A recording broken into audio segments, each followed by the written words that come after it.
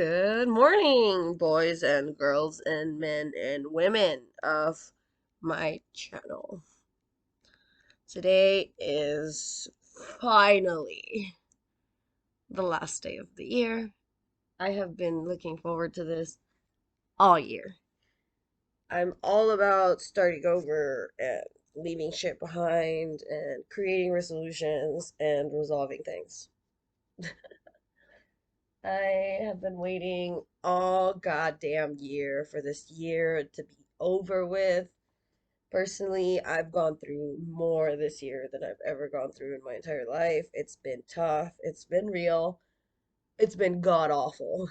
But at the same time, I've discovered who my real friends are. I've discovered that my family will never be there, no matter how innocent I truly am. That was probably the toughest thing to have to come to terms with this year. Just how little your family actually cares when things go wrong, like when it matters most that they're actually there for you. They find every reason not to be, and I just don't think that that's acceptable in any family. Like if your family's like that too, well, I mean, it makes sense, but I just don't think that my family, I don't know, they should get off their high horse because I'm not doing absolutely anything wrong, you know? I'm vlogging about my life. I'm putting my shit on the internet. Like, I know it's forever, Mom. Matter of fact, did you know that's why I was doing it?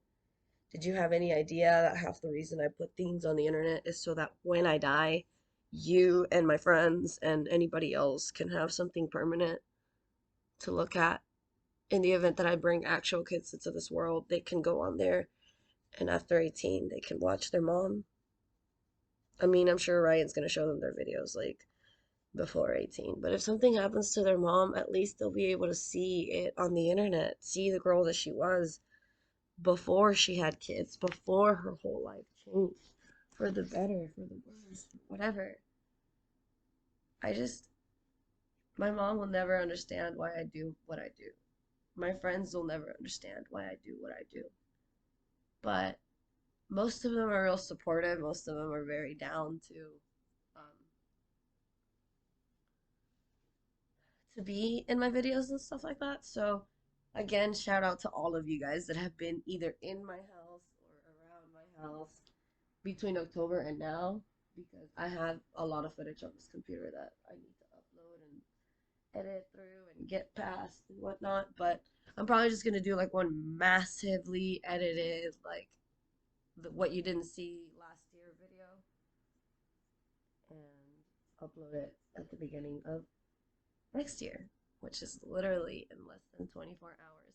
So we're gonna begin a countdown right now, and I'm gonna commit to the best content I can come up with until tomorrow when I have way better things to do, like going to a wedding.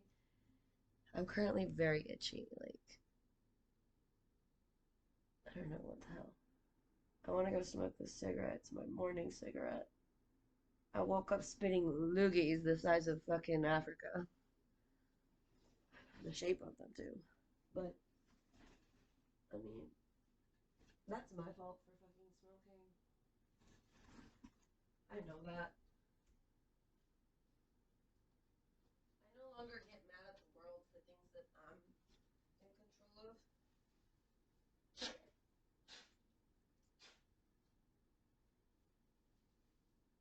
Like, I can't control how many boogers come out of me, but I can't control how I react to having a funny boogers. And it drives me absolutely insane. It does. But it's okay. Somebody has to drive me insane if it's not boogers. It's up to Ryan. And I'm tired of letting him be the problem. I should be the problem sometimes. I don't know what's going on with my cat. She's not coming out. Hi, Tina. One of them is just sitting there. The other one popped out for like a second and then completely hit herself again. So she ran outside and booked it, which I don't believe that she did. I was sitting on my foot apparently, and I'm hurting it.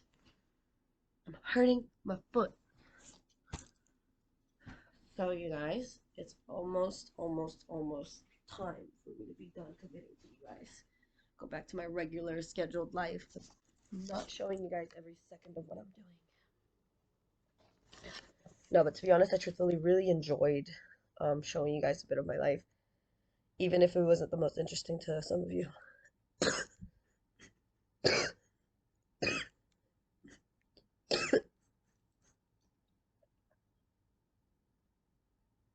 This year has just been testing me. It's been the biggest test that I've ever had to endure in my life. You know, my short 27 years of life. Yesterday, I saw this lady and she asked me for a cigarette. I had one left that I had like bummed off my neighbor. So I was like, listen, I'm gonna hit it. My husband go hit it. And then when we done with it and we have this much left, you can have that. So she smoked that and then she kind of left us alone. And then we saw her at the Q Mart like a bunch of hours later when we adopted a cat and shit. And so it's kind of funny. But sit down, Bubs. But we met these two really cool chicks. They were having some car trouble, and if you know anything about me, I love cars. Like I will legit put my cat on the floor and try to figure out the hell's wrong with the car, you know?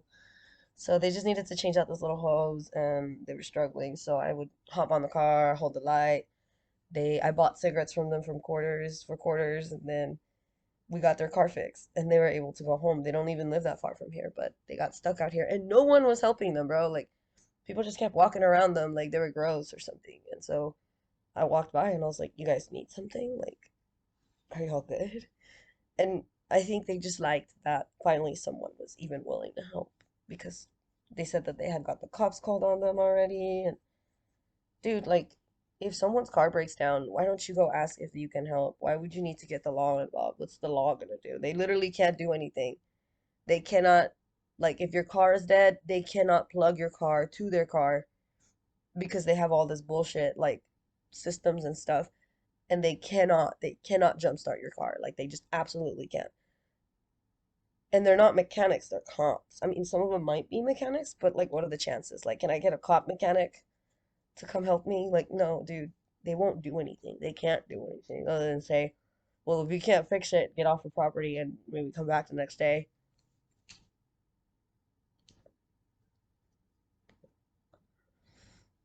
It's just funny to me that people got called, like the cops got called on them for no reason. Like, they weren't doing anything wrong that I saw.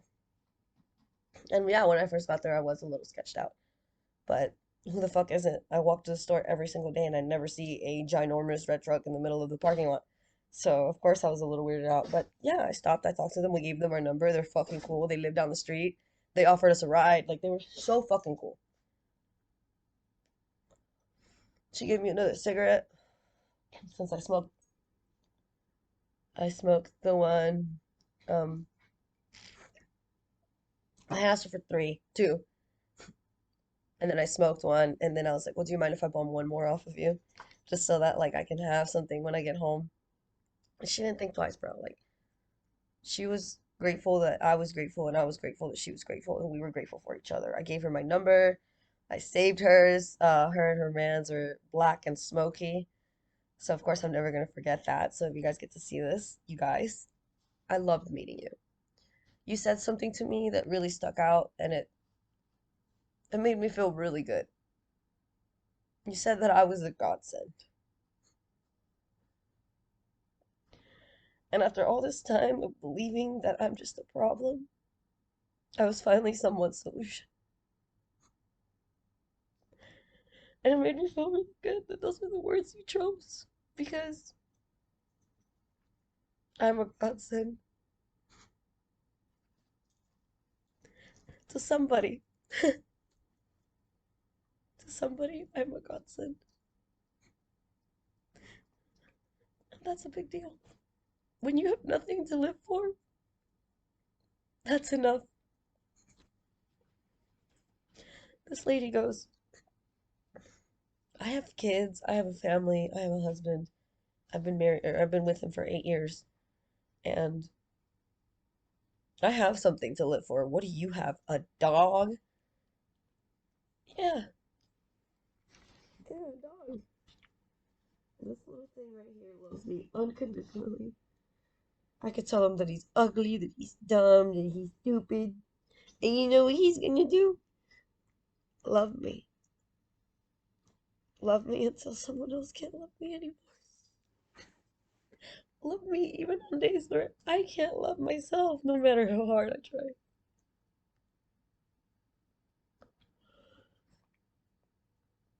That's what it's like having a dog, ma'am.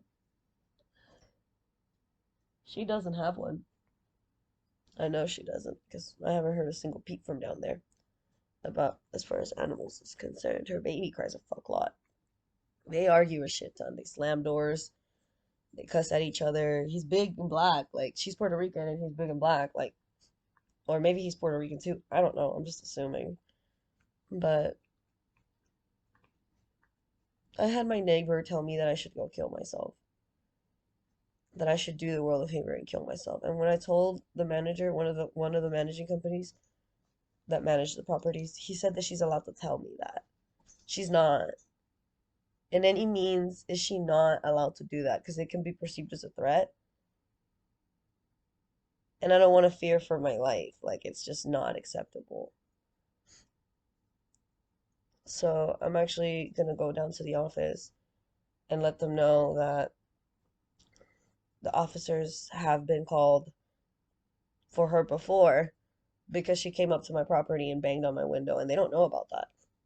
So I'm going to go down there and speak to them directly because it's just not fair. And if I don't come back, then I got shot on the walk back. I just, I'm tired of being bullied in my own home, and there's problems in the house that they're not addressing or fixing. So I'm going to do the snitch thing because this lady looked at me and she goes, she calls the cat